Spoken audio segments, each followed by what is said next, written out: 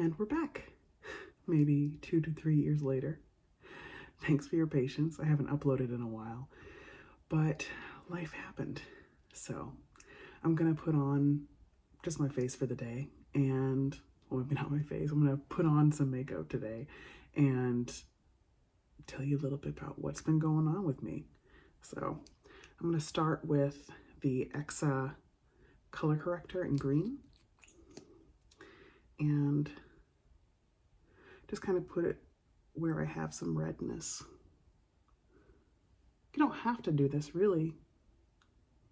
I know many people that rejoice in pinkness in their skin, and I like to do that too, but sometimes it makes me feel better to tone it down just a little bit. So the last videos that I posted here were filmed at the beginning of the pandemic, which, as you probably remember, a lot of people picked up new hobbies, me included. So at that point, I was focused on just doing art history combined with makeup. And since life happened, I think it's only appropriate for me to tell you more about what's been going on with me and why putting on makeup for me right now is a little more than a creative endeavor, and it's a little more than self-care. And trigger warning for anyone who has experienced loss recently. Feel free to back out and come back in maybe 2 minutes or fast forward. In 2018, I lost my brother to melanoma. He was 25 years old, about to turn 26. And it just came out of nowhere and threw the whole family for a loop. I was on the other side of the country living in California, and all of my family were in the South. And so the recovery from that has been long and hard for my entire family, me included, for my husband, who had come to know my brother as a friend, and for all of the people that my brother had come in contact with. But just to give you a little history on that score, coming back to doing makeup,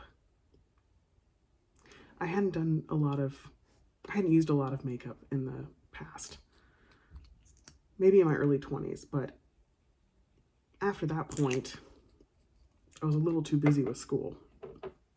And this is the Auric Glow Lust that I just put all over my face. It's like a luminizer. You can use it as a highlighter, but I like to put it underneath things, especially if I'm going to go on Zoom calls, because it makes me look a little more dewy and glowy in the midst of this changing weather.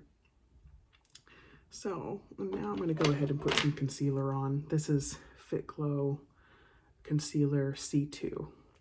It's very pink, which is nice because those undertones are in my skin. So I've been recovering from grief, and come to find out, about a month after publishing my last video, I found out I was pregnant. So we were living in a very small apartment. Maybe not as small as New York standards, but it was a very small apartment in San Francisco, a studio that kind of felt like a 1-bedroom because of how the layout was. And we're trying to decide if we were going to put the baby in the closet or in a drawer or under the stair at the bottom of the building. I mean, obviously we wouldn't do that, but that was kind of the running joke. So we decided to move back to Georgia to be closer to my family. Partly because I knew it would be healing for me, but also the cost of living out there is insane. I heard something recently that maybe like $1 million close to 1 million people have moved out of California since 2020. Don't quote me on that, but that was something that I heard. And working from home has definitely helped things. So we're in Georgia. We have a much bigger home, trees around us. It's gorgeous. I have the baby at home, which is a story for another day. It was a pretty relatively easy pregnancy. Birth was intense but amazing. And after that, the recovery was something else. Holy cow. I don't think enough information is given to moms about what the recovery period is like post-pregnancy. And this is the Bobbi Brown. It's not really a concealer, it's a color corrector, and it's kind of pink. But to hide some of these wonderful bags I've got right here. And typically I don't worry too much about bags. I mean, everyone has them. Most people have them anyway. Most parents do anyway. Or students, anyone who's missing on sleep. But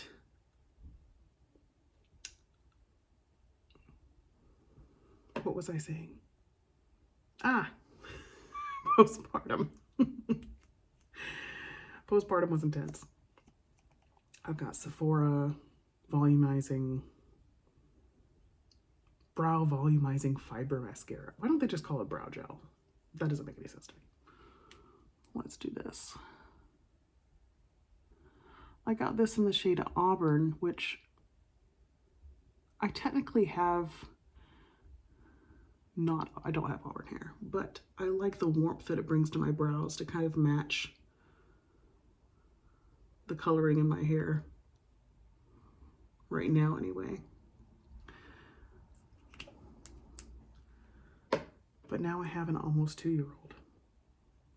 And for those parents out there, especially for those who have gone through postpartum depression, postpartum anxiety, anxiety in general, grief, all of those things. This is the Danessa Myricks Yummy Balm powder. It's like a balm, but it lays on the skin like a powder.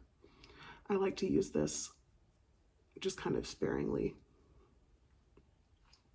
So for anyone dealing with all of those things, it's kind of hard to do anything else. Especially when you're raising a tiny person and trying to keep them alive. Because nobody told me, well, I kind of guessed, but you know, you don't really know about it until you're actually going through it, you know? It's easy to assume things about parenthood until you're a parent.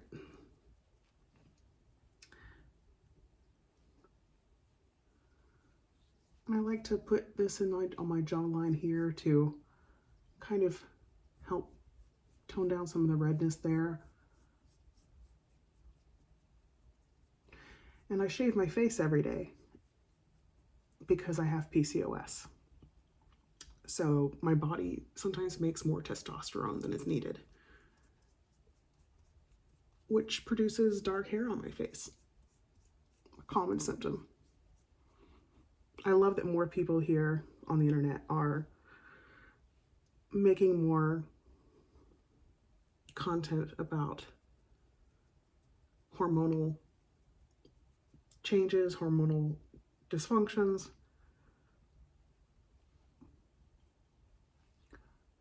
Because it makes, I would say, if I were 17 at the time that I had my first diagnosis, and if I had encountered someone online talking about PCOS in the way that many people talk about it now, where it's out in the open, I probably wouldn't have felt so alone at that time. But got the face, got the skin, give a final look over in the mirror to see. I can always come back with more if I want to later. But you see, like, I just kind of cover a little bit I don't want to just blank out my face and then have to do contouring and all of that stuff. I tried contouring at one point and it just wasn't for me. So I've got some bronzer. So all of that life happened. And then I got an ADHD diagnosis, which, for those of you with ADHD, especially for those of you who are diagnosed as an adult versus a kid, it shows up differently in women. Often it can show up differently in women than it does with men and boys. But again, there's a lot of content out now about people with ADHD and what they deal with on a regular basis. And I think it's great. Of course, I'm sure that causes a lot of self-diagnosis without talking to a professional, but you know you better than anyone else does. So I didn't pull out a blush today. So what I'm gonna do is take my lip pencil. Oh, I didn't say what this bronzer was. Beauty Pie. It's actually refillable, which is pretty amazing. Take this lip pencil. Kind of zoom through here. I don't like to overline my lips like a lot of people do.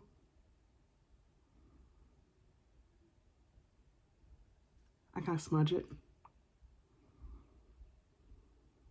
And sometimes I'll just use lip liner as lipstick and then just put a gloss on, which, going by how today is going, I might just do that anyway. Because it makes me feel put together. I'll fill that in a little bit.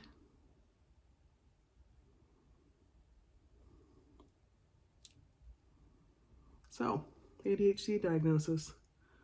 So, went through a period of time this year, seems like the year is flying by. And it looks crazy, but I promise it works. Especially if you have a very soft, blendable pencil like this one.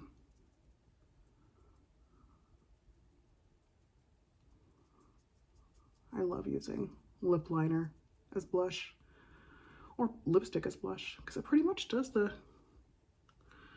whole look together. And often when I'm doing this, it ends up bringing out the natural pink of my cheeks anyway, because I end up pulling off what's on the bottom, removing extra makeup from my nose, which makes it look a little more like me and less made up, less makeup-y. So ADHD talk is going to be for another day. Medication adjustment is going to be for another day, but we'll talk about it. I'm going to take more of this Danessa Myricks blurring balm and use it as an eye primer, which it is fantastic for this. Love it. It's nice because you don't have to powder your face. And as an oily skinned person that is I'm nearing my like 40 in like 3-ish years. Whew.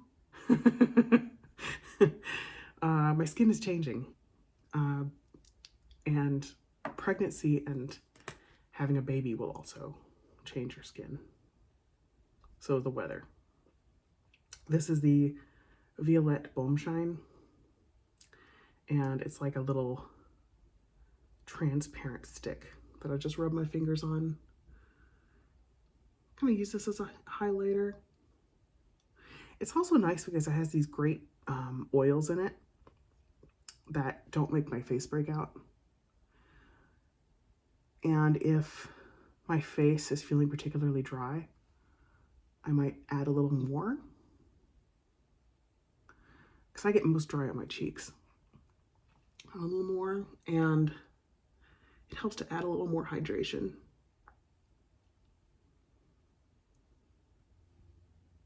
I'll put some here. Cupid's bow. Corner of my eyes.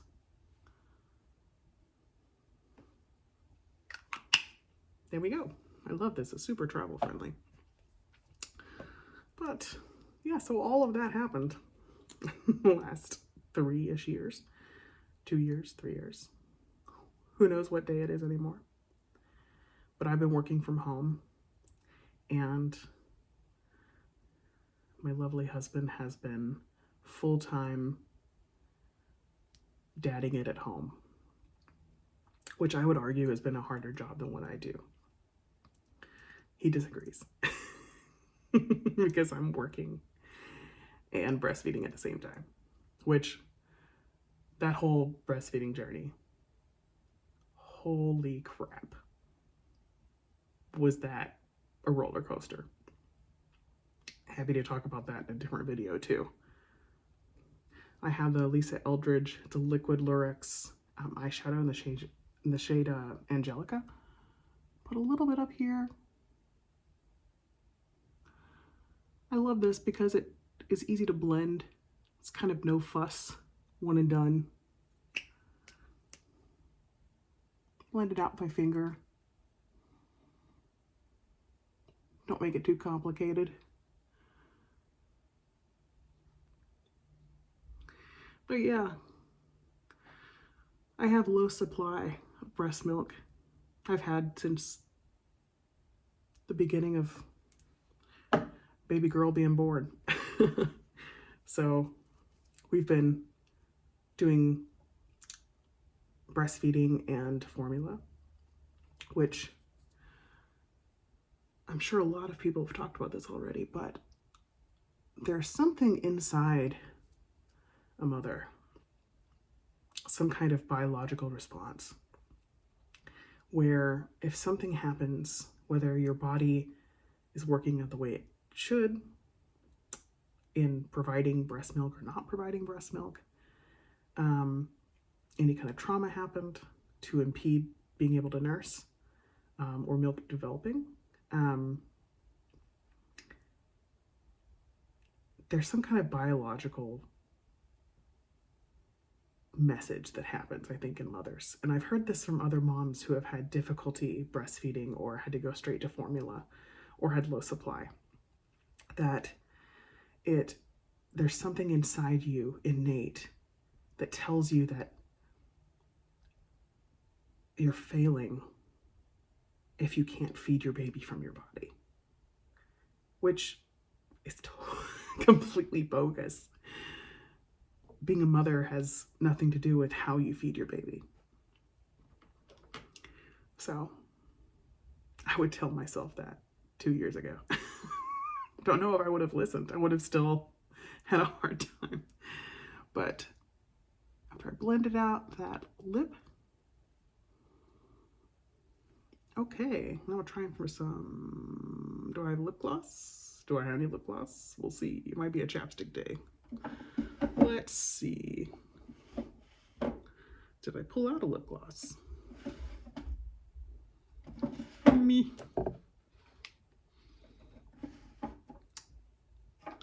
Oh, let's try this one. This is from Wayne Goss, and I love it because, I don't know if you can tell, look at these little sparkles in here. I love sparkly things. If you didn't already know that about me.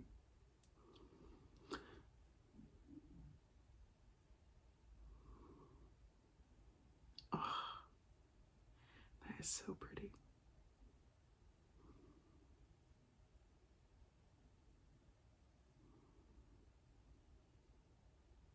I never was a lip gloss person until I became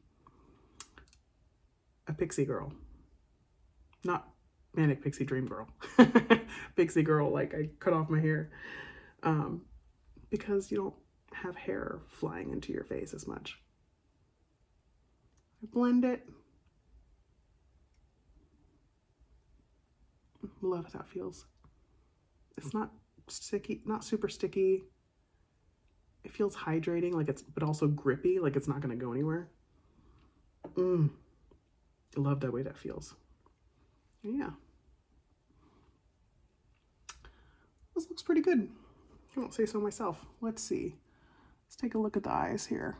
Do I want to put something more on there? Yeah, I think I do.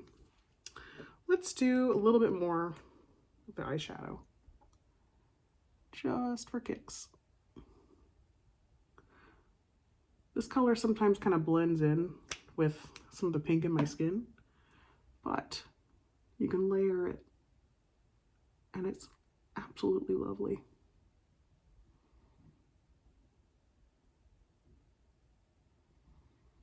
So yeah, my channel started off as art history and makeup, and I still will include that from time to time, but I'm gonna branch into telling you more about what's been going on with me, mental health stuff,